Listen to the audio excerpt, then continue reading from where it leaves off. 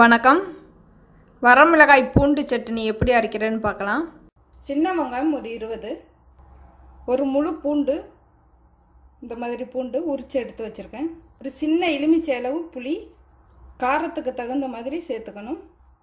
வரமிளகாய் ஒரு 10, ஒரு துண்டு கட்டி பெருங்காயம், கருவேப்பிலை கொஞ்சம், உளுந்து 2 டேபிள் ஸ்பூன், தேவையான அளவு கல் உப்பு, நல்லெண்ணெய் தேவையான அளவு.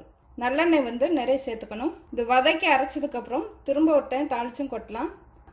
அந்த மாதிரி தாளித்து கொட்டணும்னா கொஞ்சம் கடுகு உளுந்து, ஒரு காஞ்ச மிளகாய், கொஞ்சம் கருவேப்பிலை.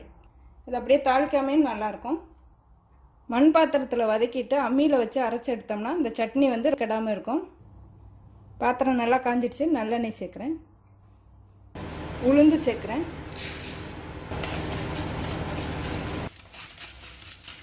உளுந்து நல்லா செவக்க வரணும். பெருங்காயம், பூண்டு, மிளகாய், கருவேப்பிலை கொஞ்சமாக சேர்க்குறேன். கருவேப்பிலை தாளிக்கிறதா இருந்தால் தாளிக்கையில சேர்த்தா போதும். கிளி,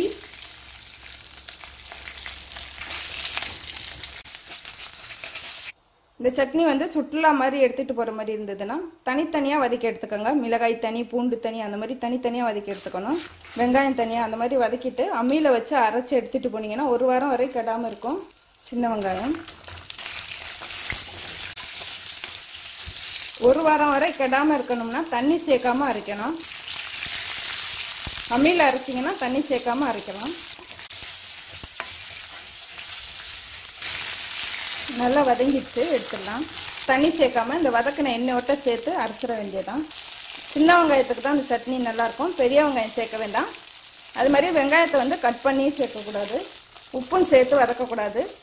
நல்லா அரைச்சதுக்கப்புறம் உப்பு சேர்த்து அரைச்சா போதும். இது நல்லா ஆறுனதும் மிக்சியில் சேர்த்து அரைச்சிக்கலாம். முதல்ல மிளகாய் மட்டும் எடுத்துருக்கேன். மிளகாய் சேர்த்து ஒரு சுற்றி சுற்றிக்கலாம்.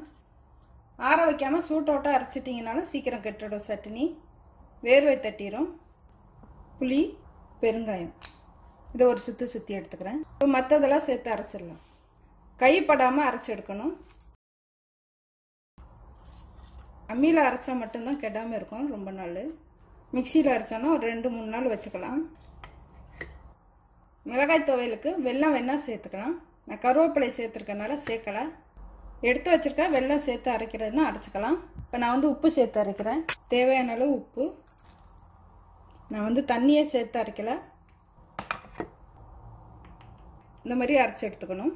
இது கட்டு சாதம், இட்லி, வெள்ளைப்பணியாரத்தோடு சேர்த்து சாப்பிடலாம். துவையலாக எடுத்தால் தான் நம்மளுக்கு கெடாமல் இருக்கும். இப்போ மிளகாய் துவையல் ரெடி ஆயிடுச்சு. இது நல்ல சுவையாக இருக்கும். இது இட்லி, தோசை, எல்லா வகை கட்டு சாதத்தோடையும் சேர்த்து சாப்பிடலாம். வெள்ளைப்பணியாரத்தோடையும் சேர்த்து சாப்பிட சுவையாக இருக்கும். இது நான் தாளித்து கொட்டலை. நீங்கள் சட்னியாக வேணால் தாளித்து கொட்டிக்கலாம். துவையலாக வேணாலும் தாளித்து கொட்டி எடுத்துக்கலாம். நன்றி.